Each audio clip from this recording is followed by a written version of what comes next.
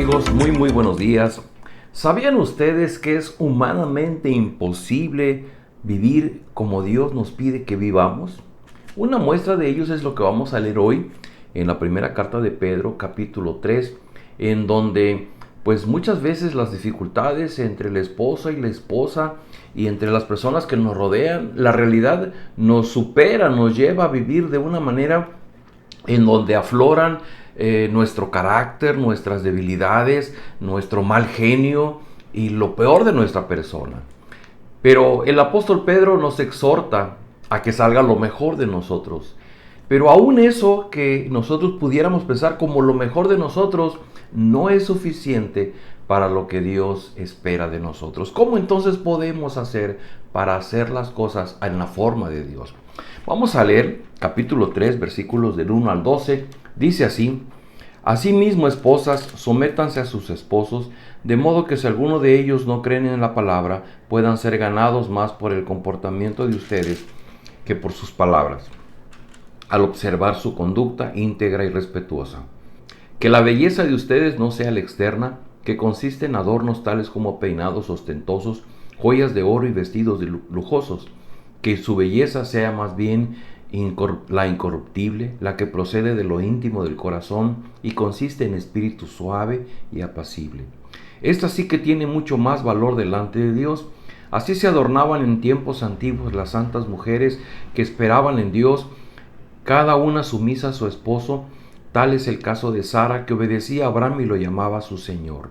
Ustedes son hijas de ella, si hacen el bien y viven sin ningún temor. De igual manera, ustedes, esposos, sean comprensivos en su vida conyugal, tratando cada uno a su esposa con respeto, ya que como mujer es más delicada, y ambos son herederos del grato don de la vida. Así nada estorbará las oraciones de ustedes. Les dije en un principio, es difícil vivir haciendo las cosas como Dios nos pide y como el apóstol Pedro está describiendo en esta parte de su carta. Porque habla de la relación del esposo con la esposa y habla de la forma de vestir de la mujer. Y en estos tiempos en donde nuestra mentalidad ha evolucionado o se ha distorsionado respecto del contenido bíblico, pues de pronto cuando vemos a la Biblia decimos, es que eso es muy anticuado, eso fue, bien dice Pedro, eso fue Sara y Abraham hace miles de años, pero hoy día las condiciones ya no son iguales. ¿Sabe por qué llegamos a pensar así? Porque de pronto olvidamos los primeros 2 capítulos de la carta de Pedro. Pedro escribe el tercer capítulo después del capítulo 1 y del capítulo 2, que habla en los primeros capítulos. Ya lo hemos visto estos días en los devocionales.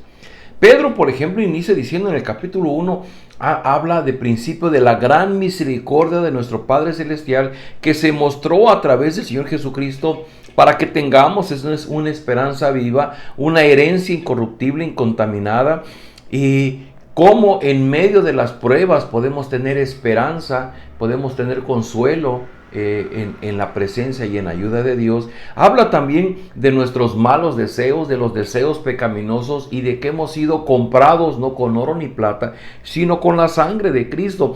Habla también, Pedro dice, por tanto, dejando esa forma de vivir que teníamos antes, ahora deseemos la palabra. Y dice, porque Cristo es la piedra viva sobre la cual ha sido edificada la iglesia, y son nosotros, al confiar en Él, somos llamados también piedras vivas junto con Él. Y esto para ser un pueblo especial, un linaje real de Dios, con un propósito, que anunciemos las virtudes de aquel que nos llamó de las tinieblas a la luz. Y esta es la primera parte en la que Pedro da el fundamento. A este fundamento le llamamos el Evangelio, porque el Evangelio es Cristo, el Evangelio es Dios mismo haciéndose hombre para cumplir el plan redentor de nuestro Padre Celestial.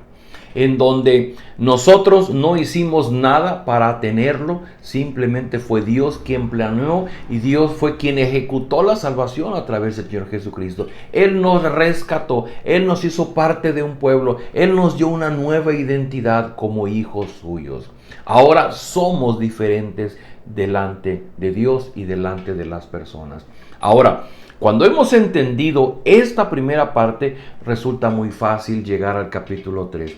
Si yo me brinco todo el capítulo 1 y capítulo 2 y solamente voy al capítulo 3, pues de momento un esposo podría decir, los esposos sean comprensivos, tratando con respeto a su esposa, como algo más delicado, así, no, es que usted no conoce a mi esposa, no sabe lo terrible que ella es, o sea, yo eso no lo puedo hacer con ella. Claro, porque no has entendido la primera parte. De igual la mujer, como diría, ¿cómo es eso de que pues no tengo que buscar la belleza externa, sino solo la interna? Bueno, porque tenemos que comprender, número uno, la gracia de Dios derramada a través de Jesucristo para salvarnos de nuestros malos deseos, de una vida corrupta, de una vida en donde nos hemos desviado del propósito de Dios para nuestra vida. Entendiendo que, por ejemplo, un desvío es pensar en el adorno externo de nuestra persona, que lo que vestimos, que lo que nos ponemos, que lo que los demás ven es lo más importante. Y dice Pedro, no, es que eso no es lo más importante. Lo más importante es la actitud del corazón.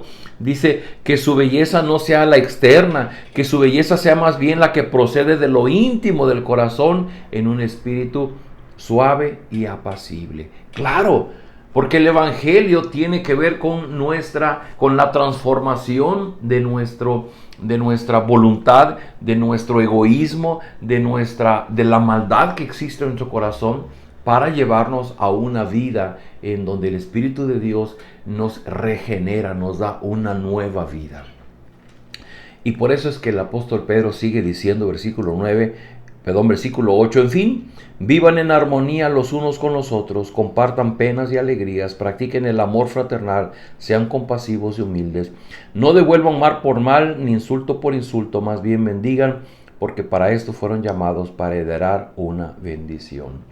En efecto, el que quiera amar la vida y gozar días felices, que refrene su lengua de hablar el mal y sus labios de proferir engaños, que se aparte del mal y haga el bien, que busque la paz y la siga.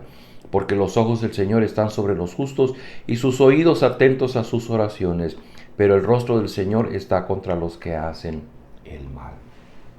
Queridos amigos, en el Evangelio y lo que Pedro aprendió del Señor Jesucristo, es lo que el Señor Jesucristo dijo a Nicodemo, el nacer de nuevo para una vida diferente, una vida en la que la misericordia y la gracia de Dios se derraman sobre mi vida a través de lo que Cristo hizo en la cruz del Calvario.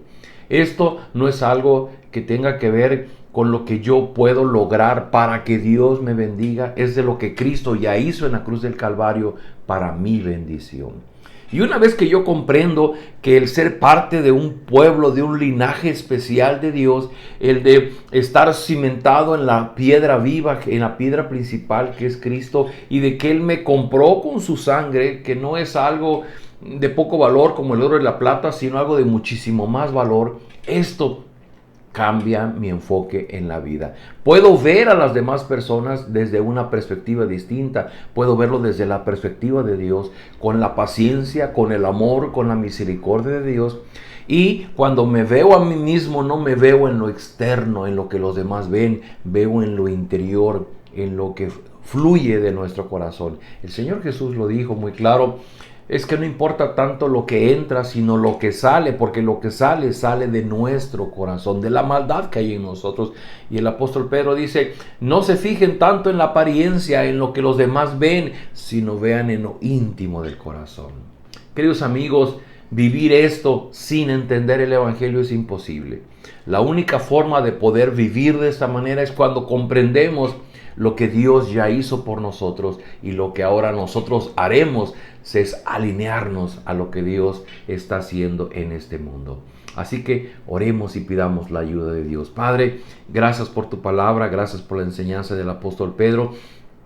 Pero reconocemos que esto va a resultar muy difícil de hacer si tu Espíritu no obra en nosotros ese entendimiento pleno del Evangelio, esa gracia, esa misericordia que se derrama desde el cielo en nuestra vida para hacernos comprender que ahora somos parte de un linaje, que ahora nuestra vida está cimentada en la roca principal que es Cristo, que ahora somos un pueblo comprado con su sangre y que ahora, como un efecto del Evangelio, como un efecto de que somos un pueblo especial, vivimos, hacemos, pensamos de una manera distinta.